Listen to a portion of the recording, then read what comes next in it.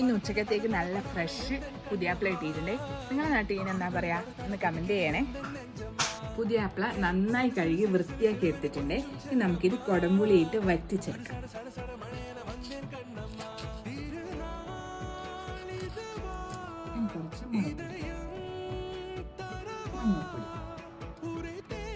കുറച്ച് ആവശ്യത്തിന് വെള്ളം ഒഴിച്ചിട്ട് അടുപ്പത്ത് വെക്കാം.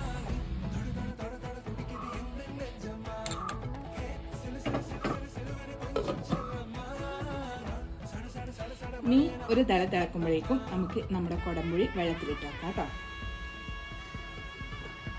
അപ്പം നമ്മളെ മീൻകറി തിളച്ച് വന്നിട്ടുണ്ട്. കൊടംപുളി ചേർത്തിട്ട് നമുക്കൊന്ന് ഇളക്കി കൊടുക്കാം. നല്ല അടിപൊളി മീൻകറി റെഡി ആയിട്ടുണ്ട്.